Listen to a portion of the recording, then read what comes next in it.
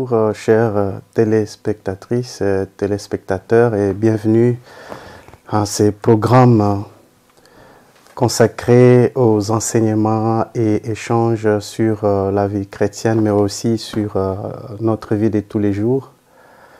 Aujourd'hui, nous sommes heureux de partager avec vous un programme, un thème très intéressant si vous voulez. De quoi s'agit-il? Est-ce que nous allons parler des blessures invisibles? Évidemment, vous trouverez certaines personnes parlent des blessures intérieures, on dira la même chose. Il y en a qui appellent ça blessure de l'âme ou blessure du cœur. Ça veut dire la même chose. Et je vais vous inviter de lire avec moi dans la Bible 4 passages bibliques. Mais peut-être nous ferons mention d'un seul passage et le reste vous pourriez les lire après. Vous pouvez lire dans Psaume chapitre 109, versets 22 jusqu'à 25. Vous lirez aussi dans Psaume 147, 1 à 3. Vous pourriez aussi lire 1 Thessaloniciens chapitre 5, verset 23. Et 2 Samuel, chapitre 13, verset 38, mais vous pouvez lire tous les chapitres 13 du deuxième livre de Samuel.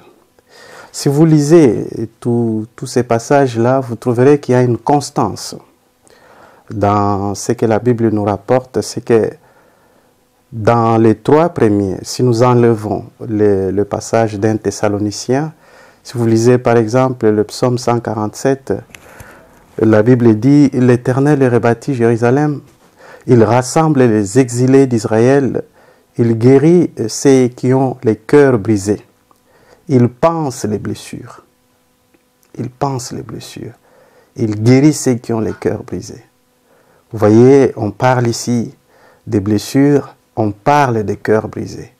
Les blessures dont on parle, ce ne sont pas des blessures physiques que le médecin traite, mais c'est plutôt des blessures qui ne sont pas visibles, des blessures qui se trouvent à l'intérieur de nous.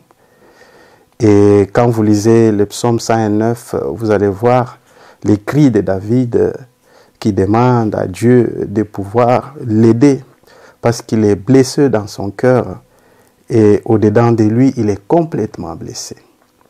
Et du coup, ce que nous devons comprendre, c'est que qu'on soit chrétien ou pas, mais tout être humain est toujours victime de ce type de blessures. Les blessures intérieures nous suivent partout. Vous accepterez que je navigue entre blessures intérieures et blessures invisibles, ça dit donc la même chose. Nous les avons tout le temps. Hein. Et ce que nous allons essayer de voir avec vous, c'est de pouvoir d'abord justifier pourquoi il faut parler des blessures intérieures. Et ensuite, nous verrons en un mot, c'est quoi réellement ces blessures intérieures. Nous verrons aussi où ça se situe. Et après, nous parlerons de leurs possibles causes. Alors, pour commencer, vous devez retenir que les blessures intérieures, c'est des choses que nous avons tous, comme je l'ai dit tantôt. Et vous pouvez me demander, mais pourquoi alors en parler? Je vais donner 4 vérités pour commencer. La première vérité, c'est qu'il faut retenir que toutes les 3 parties de l'être humain, donc je vais dire le corps, l'âme et l'esprit, sont interactives les unes les autres. Donc vous ne pouvez pas vous dire, moi je ne vis qu'avec mon âme, ou moi je ne vis qu'avec mon esprit, ou je ne vis qu'avec mon corps. Non, toutes les 3 parties de l'être humain sont interactives. Ce qui fait que s'il y a une partie qui est affectée, cette partie-là affecte aussi le fonctionnement des autres parties. Ça, nous devons nous mettre d'accord avec ça. Ça, c'est le premier principe, c'est la première vérité. Pourquoi en parler? C'est à cause de ça. Si vous lisez dans le livre d'un Thessaloniciens, chapitre 5, verset 23, la Bible dit que Dieu de paix vous sanctifie lui-même tout entier et que tout votre être, l'âme, l'esprit et le corps soient conservés de façon irrépréhensible. L'apôtre Paul touche à ces 3 parties-ci. Il pouvait aussi dire que votre esprit soit irrépréhensible. Il pouvait aussi dire que votre corps soit irrépréhensible. Mais regarde, il parle de toutes les trois parties. Donc c'est souligner toute l'importance qu'il y a entre le fonctionnement de ces trois parties. L'autre vérité, c'est que d'innombrables personnes que vous voyez dans ce monde, chacun ou chacune a toujours une blessure en lui. Et ça, nous devons le connaître et on le verra. Et la troisième vérité, c'est que des événements de notre vie passée qui nous ont blessés un ou l'autre jour dans notre propre intimité reviennent toujours et ont leurs répercussions sur notre vie présente et notre vie future. Et ensuite, la dernière vérité que je voulais qu'on retienne ensemble, c'est que de toute façon, les événements que nous avons vécus, si elles ne sont pas prises en charge avant, si on n'est pas aidé à l'avance, eh bien écoutez, cela va se répercuter sur les différents aspects de notre vie. Il y a une nuance entre ce que j'ai dit avant et ce que j'ai dit maintenant, mais on le verra un peu en profondeur. Donc voilà les 4 vérités qui font que nous puissions parler de blessures invisibles. Maintenant, vous me posez la question de savoir, vous me poserez la question de savoir, mais c'est quoi les blessures invisibles ou les blessures de l'âme ou blessures intérieures? En un mot, comme je l'ai dit tantôt, si nous devons retenir, il faut comprendre que les blessures invisibles ou les blessures intérieures sont des traces ou encore des séquelles qui sont laissées en nous par des événements qui ont créé des chocs douloureux et qui nous ont marqués. Ce sont des blessures qu'on peut appeler aussi émotionnelles. On peut aussi les appeler blessures psychologiques. Mettez tous les noms que vous voulez, mais sachez qu'il s'agit des traces ou des séquelles internes causées par un ou plusieurs événements de notre vie passée. Et pas n'importe quel événement, mais un événement qui a été douloureux pour nous. Et donc, si vous revenez au livre de Psaume, au passage que j'ai lu tantôt en Psaume 109, versets 22 à 25, nous avons compris ce que la Bible nous dit, le cœur est blessé de dedans. Et donc, il s'agit des traces qui sont restées à l'intérieur de nous. Et vous voyez bien que les blessures intérieures peuvent atteindre beaucoup de profondeur dans notre vie et nous le verrons par la grâce de Dieu. Nous parlerons de beaucoup de détails prochainement, mais permettez-moi de passer à un troisième point que j'avais prévu de vous parler. Après, évidemment, que j'ai déclaré les vérités qui font qu'on parle de ces blessures, mais aussi de pouvoir les définir. Maintenant, on peut se poser la question de savoir, mais où ça se trouve ces blessures-là? Ça se trouve où? Dans notre corps, ça se trouve où? Si on me déchire mon cœur, si on me déchire comme ça, où on peut le voir? Donc, ça c'est une belle question. Pour commencer à répondre à cette question, mais j'aimerais qu'on rentre dans le passage que l'apôtre Paul, de l'apôtre Paul de tout à l'heure, les écrits de Saint Paul apôtre aux Thessaloniciens plutôt. Vous voyez, il cite les 3 parties du corps, corps, âme et esprit. Maintenant, on peut se demander, mais dans laquelle de ces parties-là se trouve les blessures intérieures? Je vais vous répondre tout de suite que ça se trouve plutôt dans l'âme de l'homme. Parce que le corps, lui, il est physique. On peut les manipuler, notre corps, votre corps à vous. Et puis, l'esprit, c'est le souffle de Dieu vivant. L'esprit, c'est ce que Dieu nous communique, lui. Et alors que l'âme, c'est le siège de tout ce que nous avons comme émotion. L'âme, c'est le siège de tout ce que nous avons comme sentiment.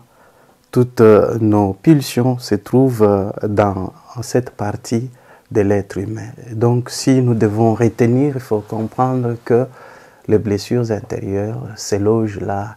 C'est comme ça qu'on dit, mon cœur est blessé, mon âme est blessée en fait. Il s'agit là, c'est là que ça se trouve. Et si nous devons faire un parallèle entre les les trois parties ici que l'apôtre Paul évoque, mais aussi un peu de psychologie, ben on peut encore comprendre mieux où on peut situer les blessures invisibles ou les blessures intérieures. Si nous prenons la personnalité de l'individu, selon qu'elle est définie, on peut comprendre de manière générale la personnalité de l'individu comme un ensemble dynamique des aspects cognitifs, conatifs, affectifs de l'individu.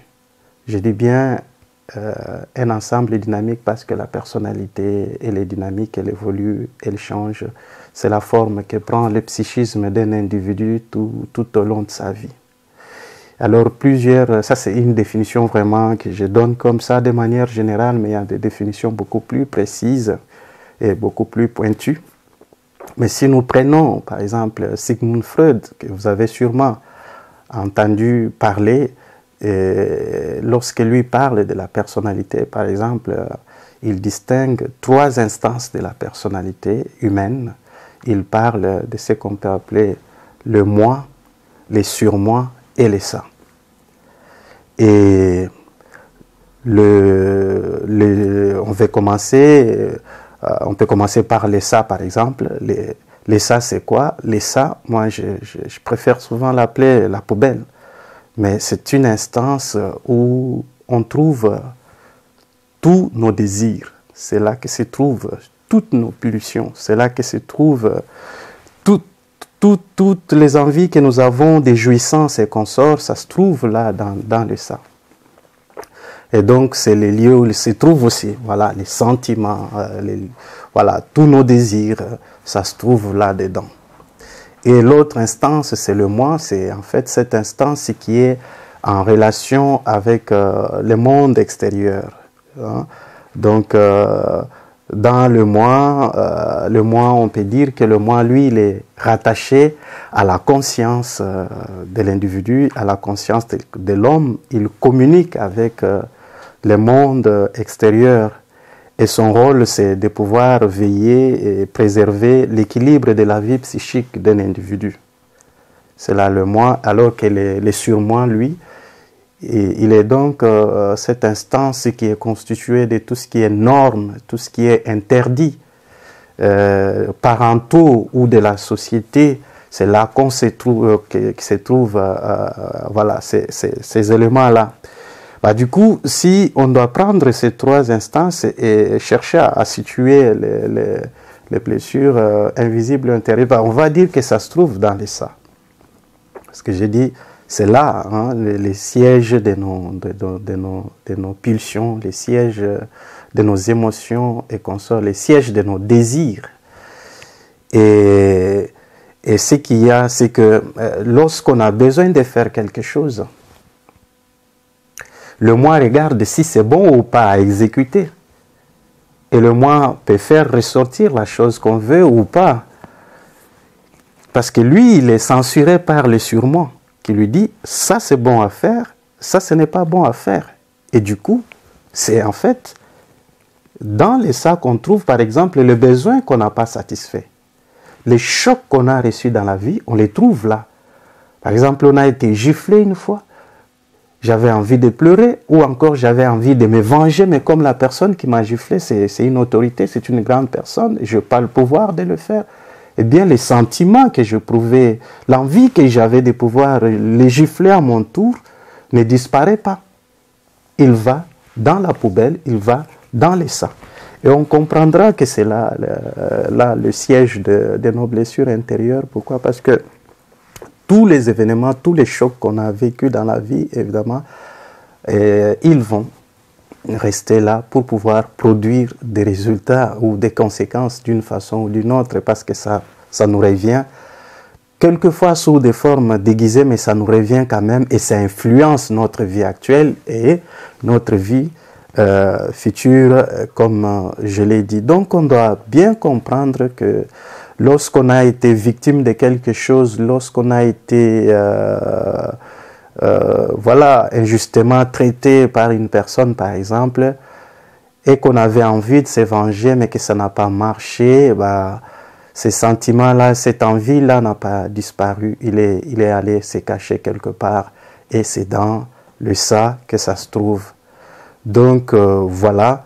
Mais maintenant, on peut aborder un quatrième point, c'est celui qui est consacré aux causes des blessures intérieures, des blessures invisibles. Mais qu'est-ce qui les cause? Parce qu'on a vu pourquoi en parler, on a vu c'est quoi, on a vu où ça se trouve. Maintenant, on peut bien se demander, mais qu'est-ce qui cause les blessures intérieures?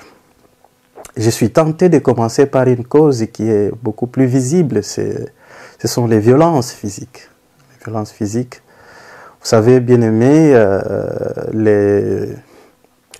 les punitions, par exemple, corporelles de la part des parents, hein, avec les enfants, parce que la plupart de nos blessures ont leurs causes lointaines qu'on peut puiser soit dans l'enfance de l'homme ou encore même pendant la période de conception ou de grossesse, si vous voulez. Donc, tout ce qu'on a fait à nos enfants, tout ce que nous, on a vécu quand nous étions petits, en termes de punitions corporelles, laisse des traces, parce que j'ai dit ici que les blessures intérieures étaient des traces ou des séquelles, ça laisse des séquelles, ça laisse des traces.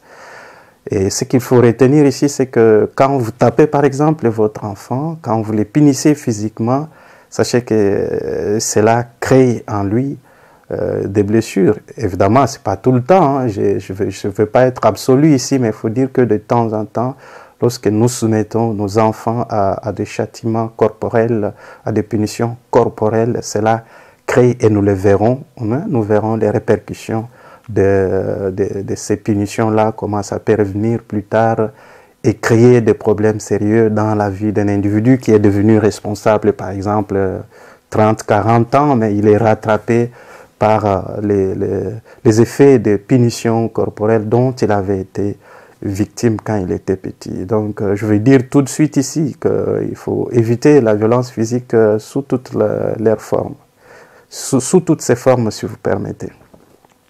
L'autre cause, eh bien, c'est la violence sexuelle.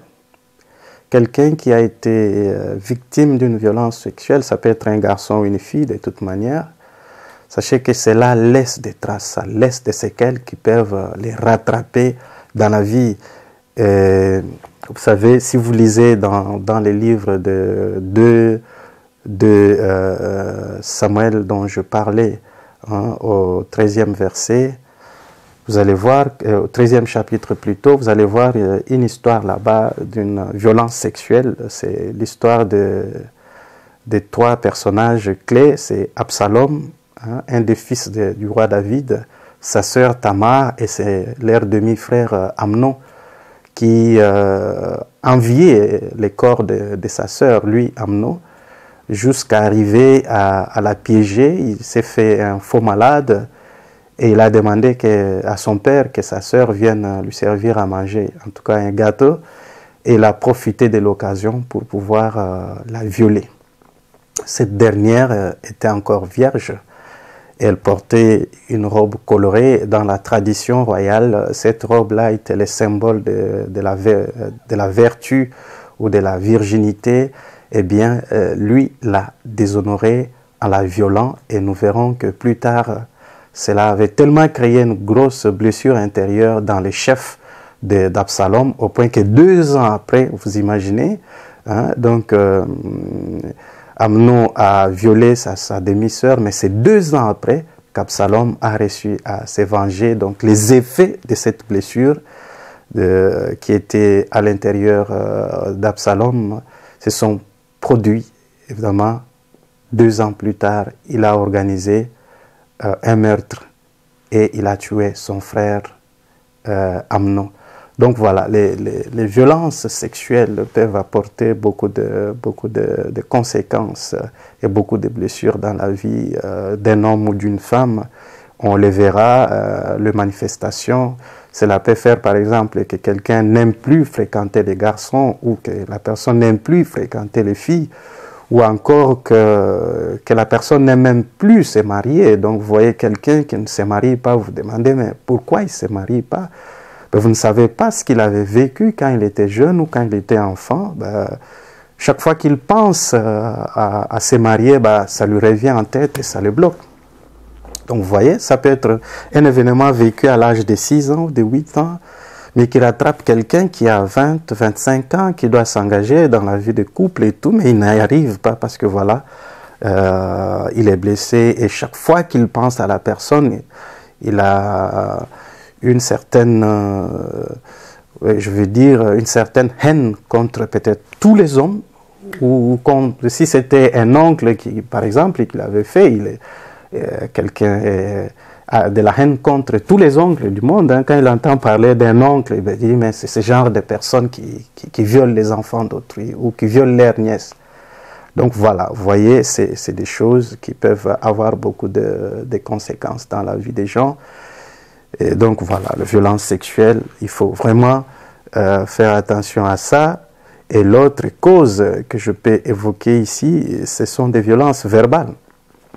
Les paroles dures, les insultes, les paroles humiliantes, désobligeantes que nous adressons aux gens. Donc, on doit faire attention, et ça, je vais dire aux parents qui nous suivaient, qui nous suivent plutôt, ou encore à toute personne. Donc, il faut retenir que la violence verbale, c'est une grosse cause de blessures intérieures. Toi, tu peux sortir une parole, tu l'adresses à quelqu'un, et puis tu es parti. Mais tu ne sais pas ce que cette parole-là reste produire comme conséquence, comme effet dans le cœur de quelqu'un. Donc, par exemple, dire à quelqu'un qu'il est nul, toi tu as dit qu'il est nul, mais tu ne sais pas la nullité, ce que cela représente pour la personne qui reçoit un message comme ça. Hein? Nul, ça veut dire que je ne suis rien, c'est zéro, quoi. Donc, je ne peux même pas étudier, je ne peux même pas travailler, je ne peux être utile à rien, alors à rien du tout. Et ça peut même amener quelqu'un à se poser la question de savoir si il doit encore exister sur cette terre ou pas. Vous voyez, donc on doit faire attention, le parent avec les enfants à la maison, les enseignants avec les élèves dans des salles de classe, le pasteur avec leurs chrétiens, le prêtre avec leurs paroissiens. Donc il faut éviter, ou vice-versa, moi je ne dis pas seulement que le pasteur ou les enseignants, mais ça peut être aussi dans l'autre sens, je peux dire les chrétiens avec leurs pasteurs, les paroissiens avec leurs prêtres, ou les enfants vers leurs parents, mais bref, tout ce qu'il faut retenir ici, c'est que si nous sortons des paroles violentes, elles ont de l'effet dans la vie de quelqu'un et donc nous devons faire attention à cela. Et une autre cause, ça peut être les échecs. Quand on a échoué une fois, et surtout si on n'a pas mis en place des mécanismes qui aident la personne à se relever, eh bien l'échec peut être une bonne cause de blessures intérieures et ça peut bloquer l'évolution de quelqu'un. Nous le verrons quand nous parlerons de quelques blessures intérieures. Une autre cause, et ça j'aimerais bien que nous puissions souligner ça aussi, c'est la négligence émotionnelle. Hein, c'est peut-être flou, mais j'expliquerai ça bien. Je vais ici dire que lorsque nous ressentons quelque chose, une émotion, et qu'on n'arrive pas à l'exprimer, cela peut être une cause grosse de blessure intérieure, parce qu'en fait, j'ai dit tantôt que lorsque nous n'exprimons pas nos émotions, elles ne disparaissent pas, elles vont se cacher dans les sacs, donc dans la poubelle. Imagine-toi, tu peux avoir une circonstance qui t'impose de pleurer. Il faut pleurer. Il ne faut pas faire les grands garçons ou la grande dame qui est dure et ainsi de suite. Non. Si tu ne veux pas pleurer devant les gens, ben va pleurer même dans ta chambre. Pourvu que tu évacues ton émotion. Tu es endeuillé, et ça arrive beaucoup. Chez les hommes, il semble que les hommes ne sont pas faits pour pleurer. Donc, vous avez deuil en famille, tu as perdu un frère, tu as perdu une personne qui était chère pour toi, un père ou une mère, ta femme ou quoi, ou vice-versa, la femme qui a perdu son épouse, l'homme qui a perdu son épouse, et bien voilà. Au lieu de pouvoir se mettre à pleurer, tu regardes les gens qui sont autour de toi, tu regardes ton statut, tu es directeur, tu es ceci, tu es pasteur, tu es prêtre, ou tu es enseignant, tu regardes, tu dis, mais qu'est-ce que ces gens ici vont penser de moi quand je vais pleurer? Et qu'est-ce que tu fais là? Tu retiens. Tu retiens, et quand tu retiens, sache que cette envie de pleurer là n'est pas passée, hein? Il est allé quelque part. Et ça pourra te revenir. Il faudra alors s'organiser pour bien faire ton deuil après, parce que faire un deuil seul, ça peut être encore plus dur. Il faut en profiter, pleurer, parce que quand tu ne pleures pas, tu étouffes ton émotion et ça peut avoir des conséquences après. Donc, je voulais, pour cette première séance, si vous voulez, planter les décors, hein, planter les décors, pour que quand nous allons parler des types de blessures invisibles ou intérieures, vous puissiez alors bien comprendre les choses. Je voulais d'abord qu'on comprenne pourquoi il faut en parler. J'ai énoncé 4 vérités. Ensuite, je vous ai défini c'est quoi la blessure invisible ou une blessure invisible ou intérieure. Vous retenez que ce sont des traces ou des séquelles laissées en nous par des événements qui nous ont marqués, mais d'une manière douloureuse, si vous voulez. Et puis, j'ai essayé de situer là où ça se trouve. J'ai pris les 3 parties de l'être humain selon que la Bible nous en parle. Et puis, j'ai pris un peu de psychologie pour pouvoir vous expliquer aussi où on peut trouver les blessures de l'âme, les blessures intérieures. Et là, j'ai cité quelques causes, ce n'est pas tout, il y en a beaucoup en tout cas. J'en ai beaucoup. Il y a plusieurs manuels qui en parlent, parce que cette thématique ici est abordée par beaucoup de personnes. Les thérapeutes en parlent, le psychologue en parle, le pasteur en parle, le prêtre en parle. D'ailleurs, je suis tombé dernièrement, quand je préparais cet enseignement, sur un bon livre d'un prêtre jésuite qui était en train d'expliquer c'est quoi les blessures intérieures et comment les prendre en charge. Et il expliquait que tout prêtre, dans sa formation théologique, doit avoir une composante de cette formation ou la thérapie pour les blessures intérieures, parce que tout le monde n'a pas toujours le temps d'aller voir le psychologue, tout le monde ne fait pas confiance à tout le monde. Et donc, si un prêtre est formé à ça, il peut être une personne de référence chez qui on peut aller parler et trouver solution. Donc, c'est une thématique qui concerne tout le monde. Et donc, je me dis, pour ce peu de temps que nous venons de passer ensemble, je suis convaincu que vous avez retenu quelque chose. Ce que je vous propose, c'est de pouvoir préparer vos questions. Vous allez le poser. Donc, n'hésitez pas à laisser des commentaires, écrivez, posez vos questions. Nous allons nous y préparer et j'y reviendrai par la grâce de Dieu avec des réponses appropriées. On a voulu d'abord pour ces premiers jours planter les décors. Je pense que vous n'avez pas passé votre temps inutilement à nous suivre. Je souhaite que Dieu vous bénisse et vous épargne de toutes les blessures intérieures. Au revoir.